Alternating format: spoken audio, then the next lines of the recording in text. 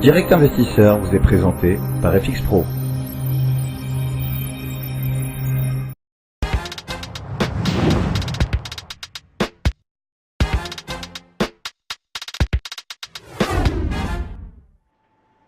Et on accueille tout de suite en duplex Benoît Rousseau, trader et fondateur du blog Enlil.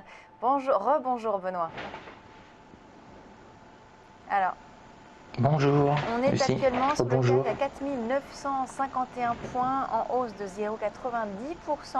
Donc séance bien orientée, on a l'impression que les acheteurs sont revenus, on a l'appétit pour le risque. Est-ce que l'on pourrait toucher les 5000 points là, qui sont en ligne de mire?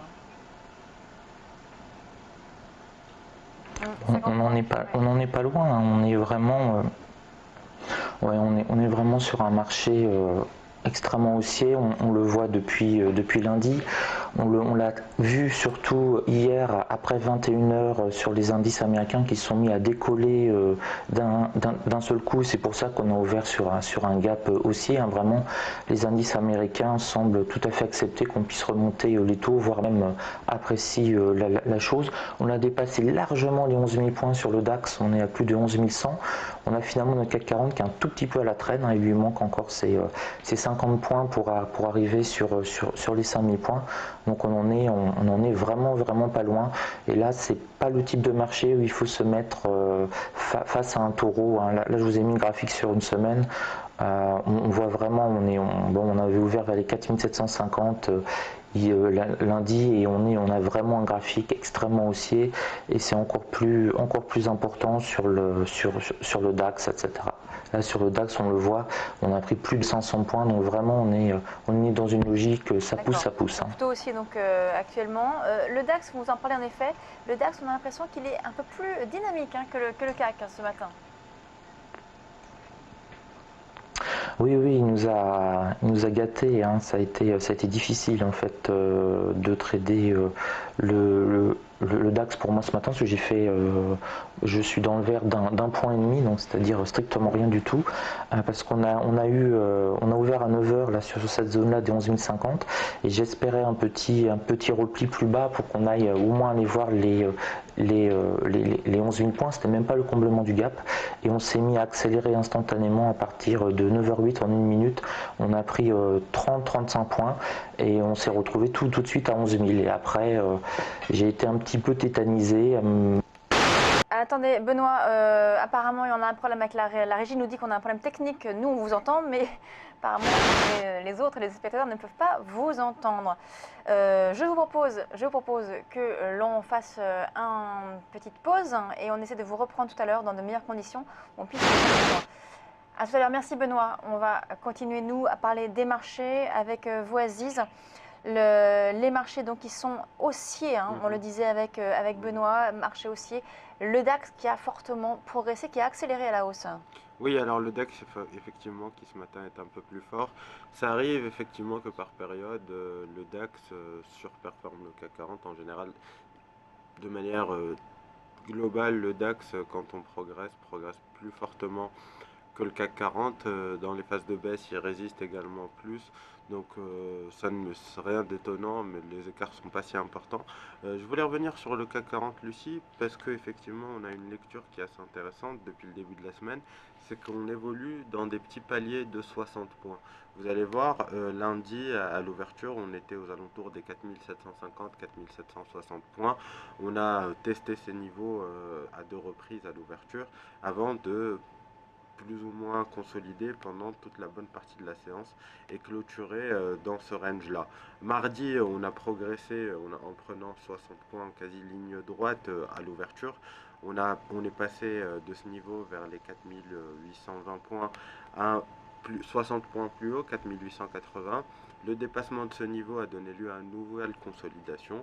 On avait validé une résistance, donc à cette fois-ci de nouveau 60 points plus haut vers les 4940 points. On a reconsolidé et ce matin on dépasse les 4940. Ce qui veut dire que si on reporte donc les 60 points un peu plus haut, on devrait revenir chercher les 5000 points. C'est l'objectif qu'on avait. On avait l'objectif vers 5000, 5010 points. Donc Ça reste plausible, ça reste en accord avec ce qu'on dit, c'est soutenu par la macroéconomie, c'est soutenu par les discours des banques centrales, donc tous les éléments sont positifs, tous les éléments poussent à la poursuite de la hausse sur les indices, que ce soit européens, américains ou Et oui, on a asiatiques. vu aussi en effet hier une séance très haussière, enfin très haussière, plus 1,62 sur sur le S&P notamment, et aussi sur le Nikkei, des séances bien dans le vert. Alors, des séances bien dans le vert, les principales bourses mondiales sont assez corrélées de manière générale. On le voit, effectivement, on n'a jamais de divergence majeure. Donc, effectivement, quand les mouvements sont soutenus et quand les mouvements évoluent de manière globale comme ça partout, c'est pas pour rien. C'est en l'occurrence ici soutenu par les politiques des banques centrales. On a vu hier les minutes de la Fed rassurer les investisseurs, puisque sensiblement on se dirigerait vers ce relèvement des taux en décembre, qui est quasiment anticipé à 80% par l'ensemble des investisseurs. C'est des choses qui rendront le dollar plus fort, l'euro plus faible. Ça profite aux entreprises européennes exportatrices typiquement. Ça soutient le CAC 40. Aux États-Unis, on a vu hier Apple fortement progresser, soutenir les indices, que ce soit le S&P, le Nasdaq ou le Dow Jones. C'est la plus grosse capitalisation mondiale. On a les prix du baril qui continuent à tomber, à fléchir vers de nouveaux plus bas historiques. Donc c'est quand même la hausse est construite sur des raisons plutôt plausibles pour l'instant. On ne voit pas le potentiel s'essouffler et on voit surtout pas encore d'éléments négatifs qui pourraient freiner ce nouvel élan qu'on a amorcé en début de semaine. Alors, bon, en tout cas, on ne pourra pas retrouver Benoît Rousseau ce matin, on a un petit problème technique. On va continuer à parler des marchés, le pétrole notamment, on a continué à baisser sur le pétrole. On est à 43 $ sur le Brent et également sur le WTI où on a fortement baissé. On est maintenant à 40 $ sur le WTI. Voilà, on se demande finalement si on pourrait même continuer à baisser. Certains ont pour objectif les 35 $. Le plus bas qu'on a eu notamment, c'était c'était un mois. Il y a un mois, c'était en novembre, le 18 novembre, on avait touché les 39 $. Donc là, on n'en est pas très loin finalement. Oui, on est sur, si on regarde le WTI, on est sur un niveau, on est sur le fil du rasoir si vous voulez. Si on enfonce les 40, 39, 60, 49, 80, bah là on risque de vachement accélérer à la baisse effectivement. Et c'est un niveau assez important, c'est un niveau, c'est tout simplement les plus bas annuels. Donc effectivement on voit que en août et septembre, bah, on avait réussi à tenir ce niveau. On était allé chercher les 50 $ sur le WTI. Malheureusement, on est sur un niveau de support là actuellement. bah oui, c'est un niveau de support, Lucie, c'est un niveau donc plus bas annuel. C'est un niveau, si on n'arrive pas à tenir ce niveau, bah on risque de tomber éventuellement vers les 35 $ sur le WTI. Ce que nous dit d'ailleurs souvent un de nos intervenants, Marc Daguerre, d'ET Expert. Alors oui, le potentiel, il pourrait nous emmener même vers les 30 $ à terme, mais c'est vrai que pour l'instant, on a des éléments négatifs, c'est qu'on a du mal à monter sur les cours du pétrole. On a le dollar fort qui n'aide pas du tout à retrouver une stabilité un peu plus haut sur les cours. Donc on est vers les 40, c'est ce niveau qu'il va falloir observer avec beaucoup d'attention.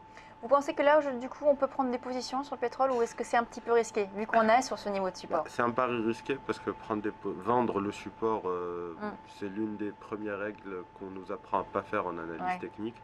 Donc c'est un peu difficile. Et prendre position à l'achat, Prendre position à l'achat, c'est un pari risqué. Bon, c'est un pari risqué parce qu'on n'a pas d'éléments qui nous disent effectivement qu'on peut avoir cette reprise-là sur le pétrole pour l'instant. J'ai moi-même beaucoup surveillé le pétrole, notamment quand il était aux alentours des 44-50. On avait une moyenne mobile qui soutenait. On a longtemps travaillé avant de revenir sur les 40 $. Donc payer le pétrole maintenant, le seul avantage qu'on a, c'est le timing. Le timing, puisqu'on est sur le niche support même, on a un stop qui est pas loin, effectivement, qui sera peut-être 20 centimes plus bas. Mais le pari est risqué dans le sens où on n'a pas encore d'éléments positifs, on n'a pas, par exemple, des stocks en dessous de ce qui était attendu, ou une nouvelle, quelle qu'elle soit, qui pourrait nous ramener un peu d'optimisme et ramener le pétrole aux alentours des 50. Moi, j'avais tendance à être plutôt optimiste vu la difficulté qu'on a en ce moment, vu la force du dollar également. Je le suis de moins en moins. Et si on passe sous les 40 dollars, les conséquences peuvent être dramatiques. Merci Aziz. On marque une très courte pause. On se retrouve dans quelques instants avec Nicolas Chéron de CMC Market France. A tout de suite.